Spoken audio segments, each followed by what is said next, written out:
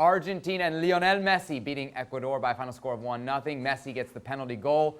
Jules, if Ale was here, he would be shouting, "This is why CONMEBOL qualifying is so hard." And it was proven last night, not a cakewalk for Argentina. You're right. I thought Ecuador was so brutal, well organized as well. Although there was quite a lot of spaces, I expected them to play maybe a bit deeper, but they really went for it. They were aggressive. I think there was 33 or 34 fouls, only 3 yellow cards. I guess that's the CONMEBOL qualifiers for you as well. And I was a bit disappointed by Argentina. And I know Scaloni said we won and that's the most important. And I get it, of course it is. They didn't concede a goal. They didn't concede a shot on target either, to be fair, because Ecuador were quite inoffensive. But I thought going forward, I expected so much more than from that team. Only 2 shots on target, the penalty, and the other one is the Lucas Ocampos shot and chance just after the break. I just don't know. It lacked a lot of fluidity for me. I'm not so sure about Campos, Messi and Lautaro as the front three. I still have a lot of questions without answers around that team. Yeah, 3 points in a World Cup qualifier, though, certainly checks the box. Shaka, what did you make of the Argentine performance? Listen, as Scaloni and Messi pointed out, it was important that they got off on the right foot in terms of winning, and that they did.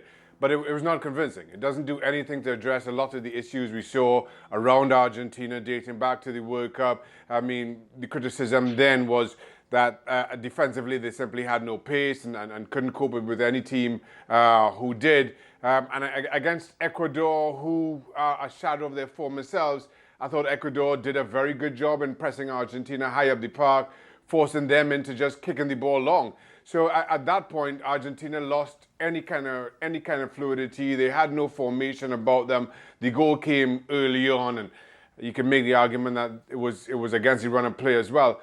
But from there on in, Argentina just had to resort to launching the ball long, which is nobody wants to see and doesn't play at all to Lionel Messi's strength. So 3 points, yes, but if you ask me, more questions than answers. Jules, real quick, because we talk about this all the time with Barcelona, you always have to find the right person to play with around Messi in the attack. Lucas Ocampos really seems to be that now. The answer to at least that question for Argentina, man, he's so good with the national team. He's so good with Sevilla. When's he going to move to a bigger club? That's the question. Maybe he could have gone to a bigger club this summer. It didn't happen.